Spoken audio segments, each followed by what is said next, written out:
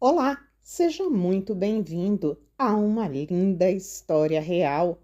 Hoje, a de uma rainha consorte dos helenos e grã-duquesa da Rússia, Romanov por nascimento e Klauksburg por casamento. Era ela, Olga Konstantinovna da Rússia.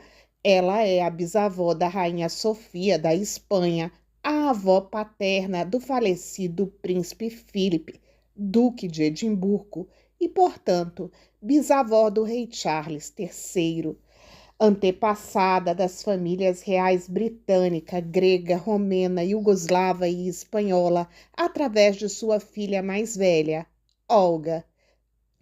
Antes de darmos sequência à nossa história de hoje, peço que você registre sua passagem por aqui, nos deixando aquela força e incentivo tão significativos para nós. Seja um membro, nos ajude de forma mais ativa a nos mantermos e darmos continuidade ao nosso trabalho. E vamos para a nossa história de hoje.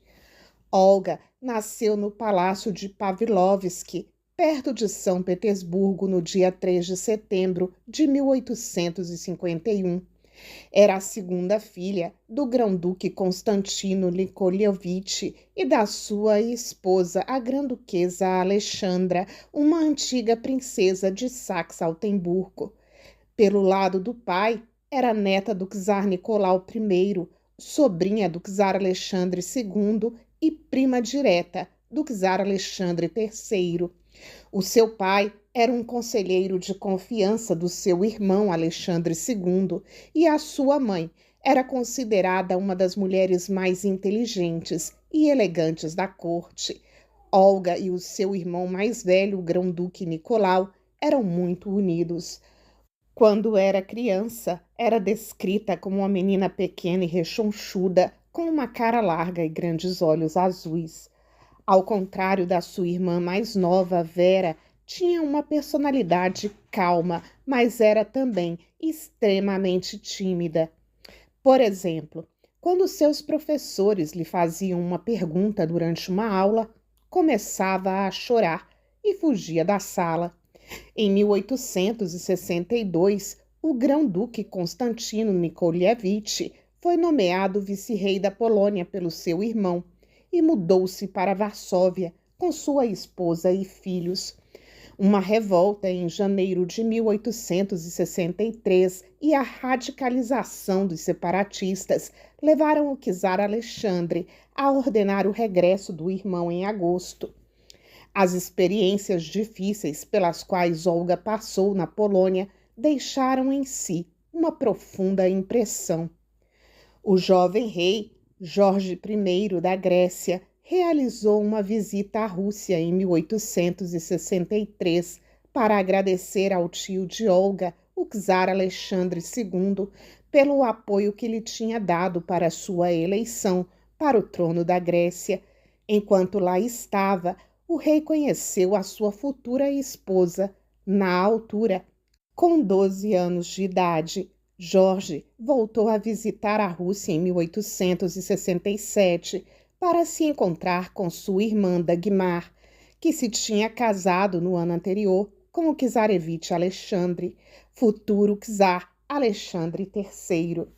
O rei estava determinado a encontrar uma esposa, tendo em mente uma aliança com uma grã-duquesa russa nascida na Igreja Ortodoxa. Olga apaixonou-se por George, mas, apesar de tudo, sentia-se ansiosa e perturbada com a ideia de deixar a Rússia.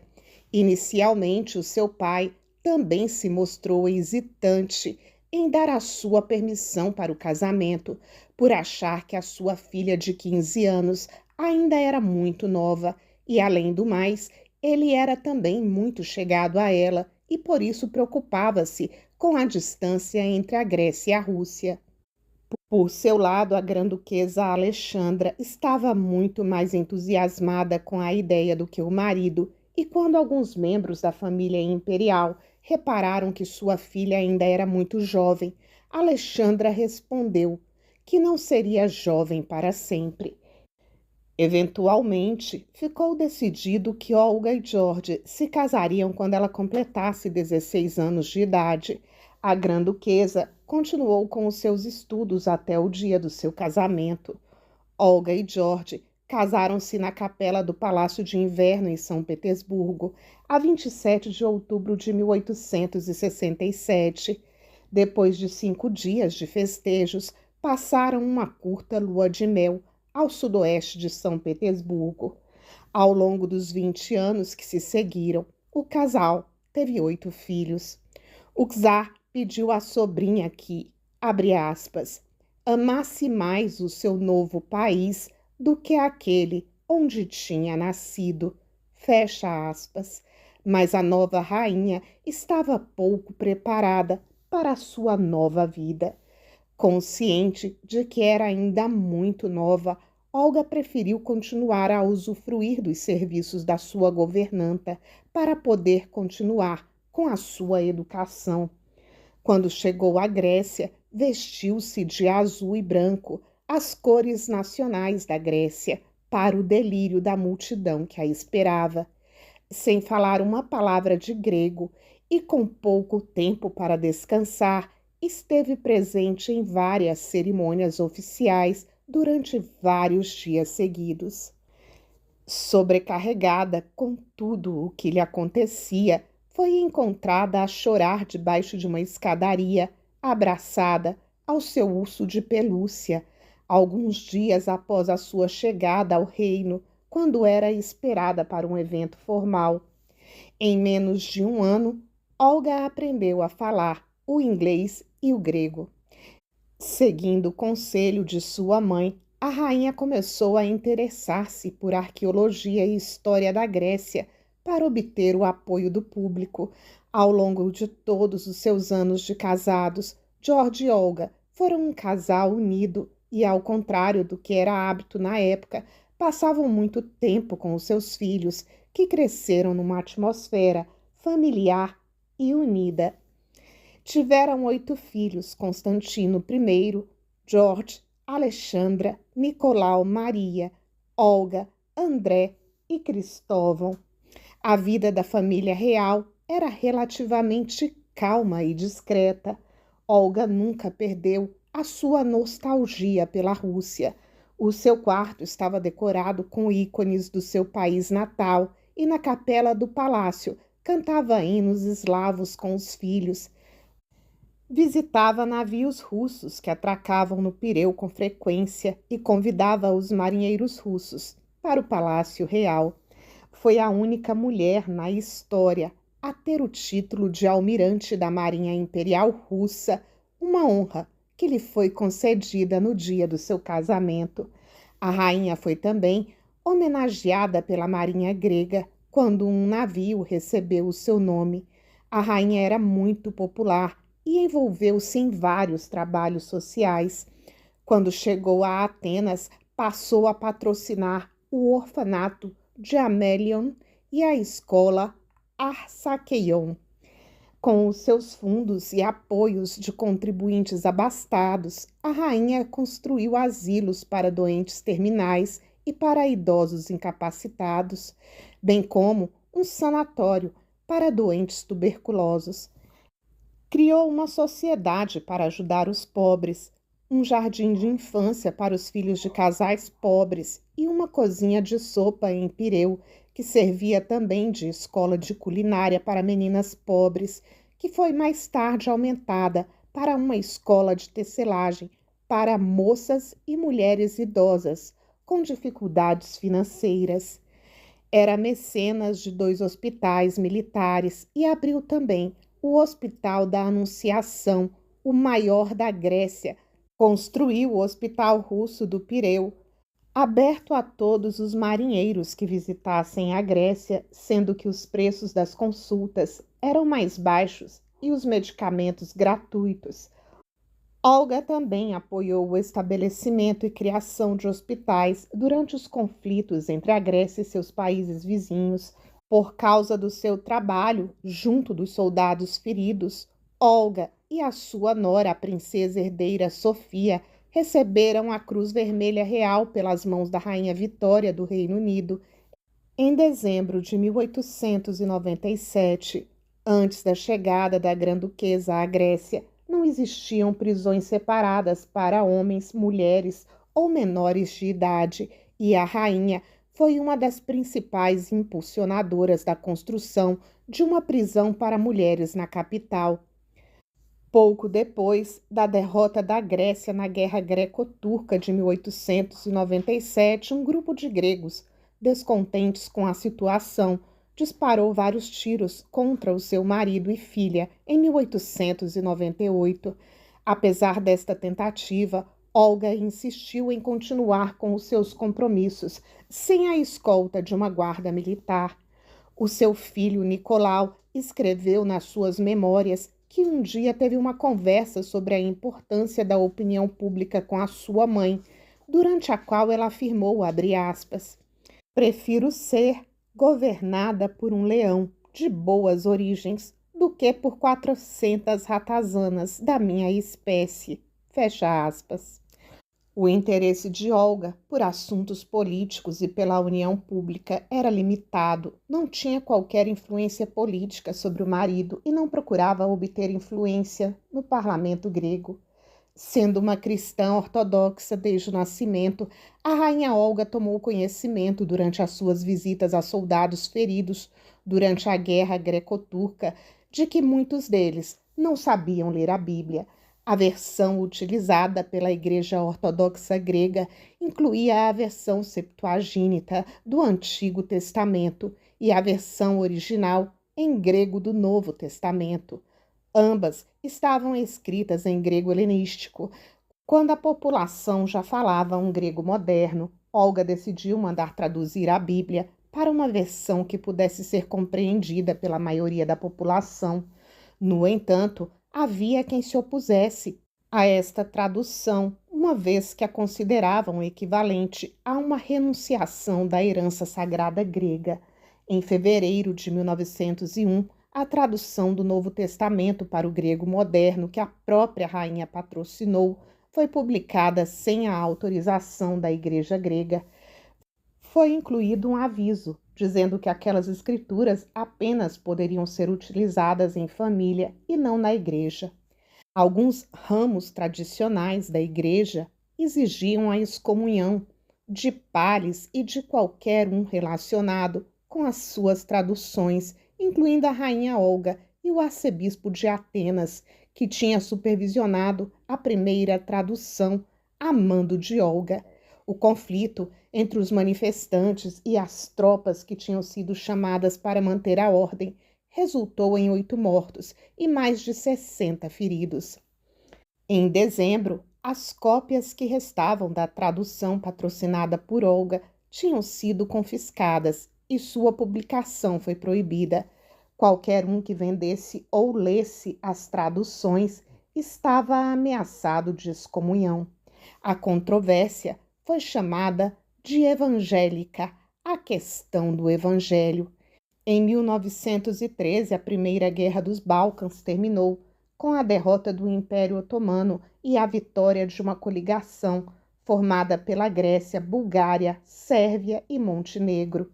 A Grécia aumentou consideravelmente o seu território graças à derrota otomana, mas várias divisões entre as potências vitoriosas da Liga Balcânica tornaram-se evidentes pouco depois. Para garantir o controle grego na cidade mais importante da Macedônia, Jorge I mudou-se para lá, pouco depois de esta ser conquistada.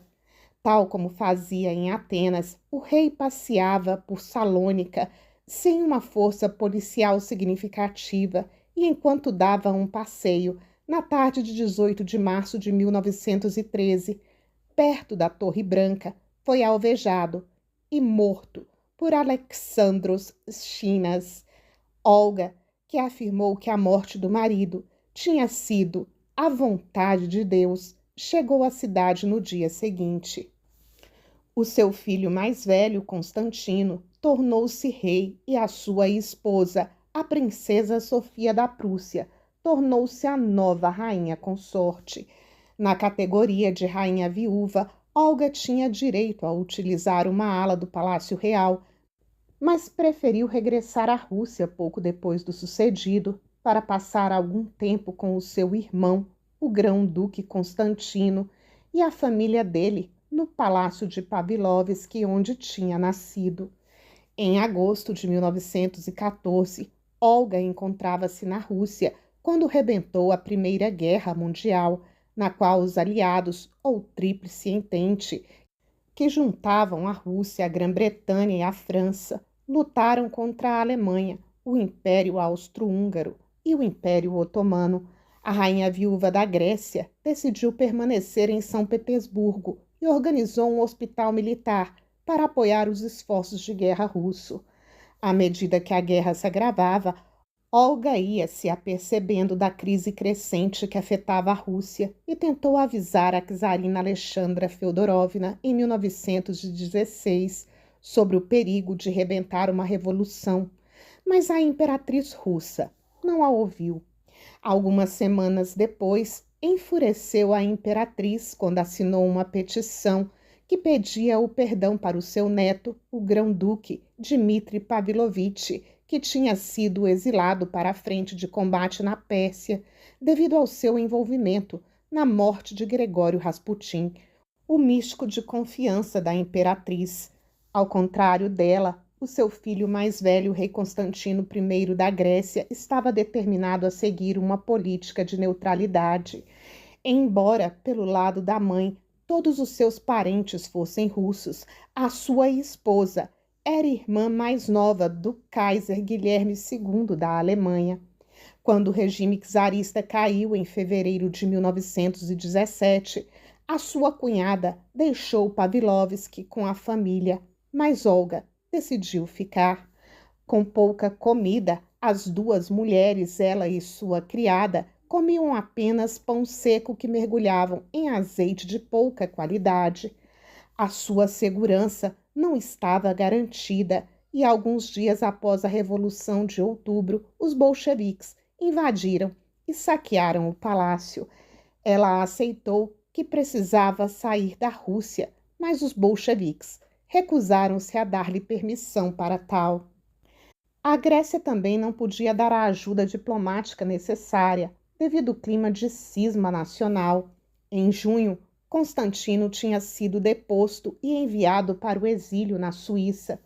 Depois de passar vários meses a tentar obter ajuda, a legação dinamarquesa na Rússia forneceu um passaporte a Olga, que ela usou para entrar na Alemanha na noite em que o país perdeu a guerra, e acabaria por se juntar mais tarde ao seu filho mais velho e netos na Suíça no início de 1919. Na Suíça, o rei Constantino I e sua família estavam isolados e não recebiam qualquer rendimento. A Revolução Russa e o cisma nacional fizeram com que a antiga rainha perdesse os seus bens imóveis e a rainha foi forçada a viver um estilo de vida mais simples do que aquele a que estava habituada. Apesar de tudo, Olga gostou de fato de poder passar mais tempo com seus filhos e netos, de quem tinha ficado separada durante a guerra. A 2 de outubro de 1920, o rei Alexandre foi mordido por um macaco quando passeava pelos jardins de Tatói. A ferida ficou infectada e Alexandre contraiu septicemia.